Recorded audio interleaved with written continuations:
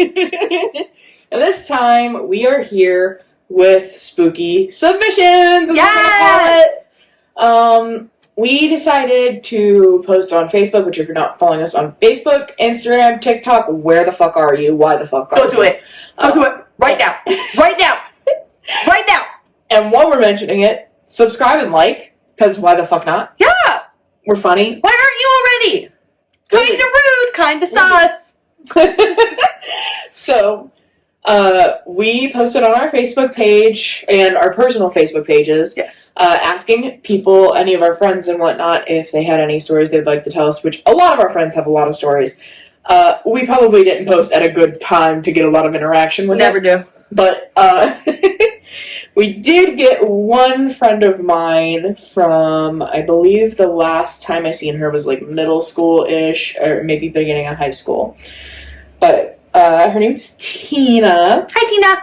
And she sent us a long thing about a few stories that she had. And we didn't read it yet. Yes. So you guys are getting our first new reactions to this. Yes, because although I've been friends with her, I don't know when any of this stuff happened. I haven't even looked. I read the first line, and I told Sierra I wasn't going to read the rest of it because I wanted to wait so we get both of our reaction to it. So I have it pulled up on my little phone over here. So she starts off by saying, I have so many stories, but I can tell you a few. It is okay to laugh at my pain, though. I am okay. So, thank you for telling us, because we definitely will if something gets us in the spark of the moment. We have no filters. No, we don't. We really don't. So, story one. This is the longest one from all of them. My boyfriend and I just got home when we heard footsteps upstairs. No, absolutely not. Already. We both are curious creatures, so we investigated. Plus, we were in the middle of nowhere, so it was sort of concerning. Okay. Skinwalker. We went upstairs and checked every room and closet. Absolutely nothing. As we were walking towards the stairs, talking about how creepy it was that we heard glass click together. I had not a single thought. I just started running. Me too. Me too. Okay, Tina, you would be the one to not die in the horror movie because you ran at least. I mean, you did kind of go look for it, but you know. At least you ran. Yes. I stopped at the steps to jump down them because I thought that would be the fastest thing to do. Those stairs were extremely steep, so jumping definitely would have been faster than trying to run down them. Tina! But the minute I stopped, my boyfriend ran into me. Oh, I had not thought about him being behind me. I went flying and rolling down the steps soon after I hit the ground.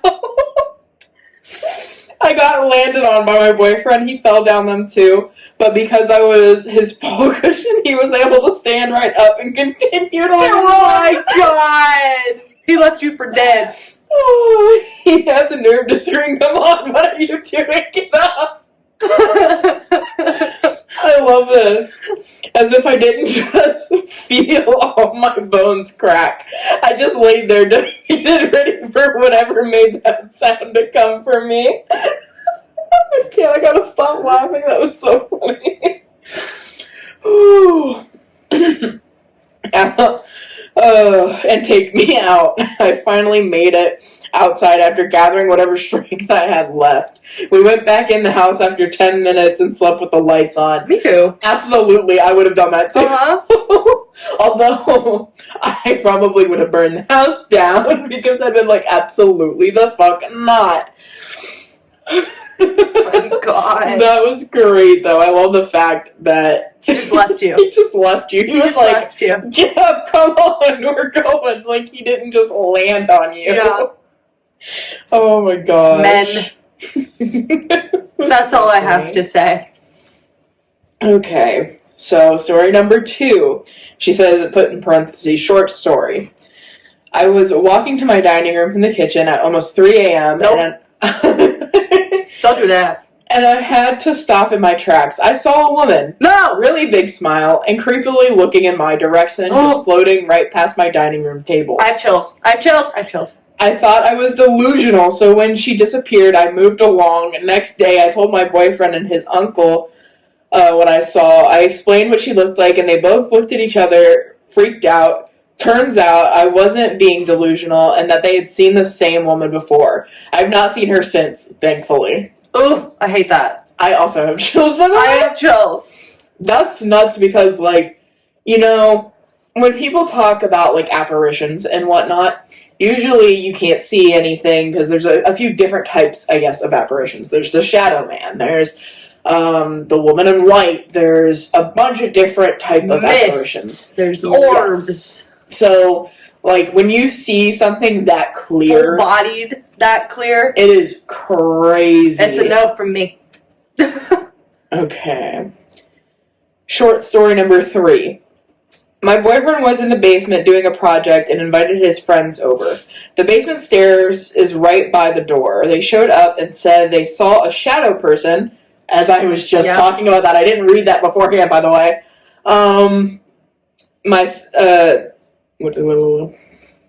A shadow person watching my boyfriend. No, thank you. Throw the man away. I believe them to this day because I have seen this shadow person myself. I remember laying on my bed, and out of the corner of my eye, I seen something, so I looked over very quickly to see a dark figure that disappeared in less than a second. Ugh. I had to have a second glance.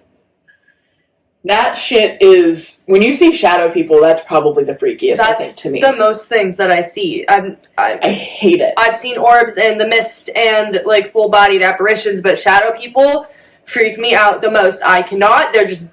Blah, blah, blah. It's because you, like, at least with, like, when you see the apparitions of actual, like, people, you can see, like, descriptive details. Yes. You can tell, like, it looks like a person. Shadow people, you can't tell what they look like 9 times out of 10. Like, so... Nope. Nope. Story number 4. This one's a little bit longer than the other two. We have a towel hook on our bedroom door that we obviously had a towel on. This towel kept lifting slightly and dropping to the floor. No, thank you. It kept doing this for days. Days? What? Until one day, as I was picking it up and putting it back on the hook, I told the ghost, "Not today, ghost." And a box full of stuff, by the way, flew across my room. Oh my god! Yeah. I don't like that. Girl, no, do you still live in this house? We have questions. Move! We have so many questions. Yes! What? My boyfriend was laying down and started fighting the air with his feet and fists. I was by the door, shocked as I started crying because I do that in bad situations. Me too, I feel that. The towel has not lifted and dropped off since that night. And a few weeks later, I heard footsteps when I was in the bathroom, just washed my hands. So I opened the door quickly to jump out at whoever it was. I said, "Boo," because I saw somebody walking down the stairs. Nobody was there. I ran back to my room, jumped under the covers of my bed. I don't care if I had to pee for the rest of the night. I was not moving again. Girl, I've been there. Yeah, absolutely. Absolutely. Like, I've been in that moment where it's like, I know I just seen something. I'm not leaving. All the lights are on. We staying in here until the morning. Goodbye. Yep.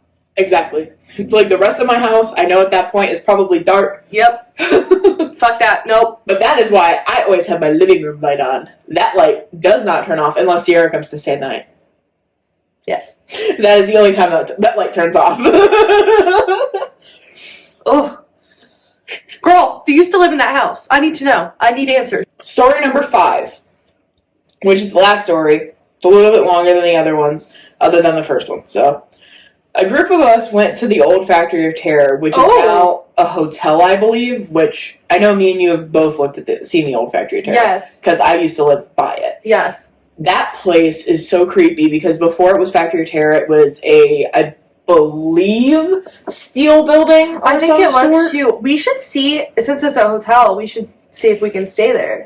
I don't know if it is a hotel. I know they were turning it into one. I don't know if they ever finished it. Okay. So we'll have to look it up. But it was super late, and we were walking around, and I was holding my sister's hand because I was terrified. One of the friends we were with screamed something that apparently pissed off whatever demon it was in that building. Heard a door slam, and I told my sister that I was not going to let go, or told my sister to not let go of my hand or I was going to disappear. She apparently didn't believe me, so she let go. She turned around and I was gone. As fast as lightning, pushed everyone out of my way. I couldn't find an exit, so I ran right into the wall. Oh. Surprisingly, made a whole new exit. Oh my god. She said, I don't have an exit, I'm making one. Bye. Yeah, really, Roadrunner. It was a spot higher up, so when I did that, I went flying through the air and landed on a wet, cold snow. I got up and continued running. Then when everybody exited through my new opening, we walked down the train tracks to find a creepy underground passage. Ugh. I was already still scared about the door, and I had a bad feeling about going down, so I didn't. But the others have, and they claimed to have seen stuff down there. Ugh. I was thankful that I decided not to go down there, but I still don't know if they were just trying to get me even more freaked out than I already was because it was funny to them, or if they actually did see stuff. But it still gave me a bad vibe, so I never went there at night ever again. I hate it. Fuck that. Also, what did they see? I don't know. I'm curious about that too.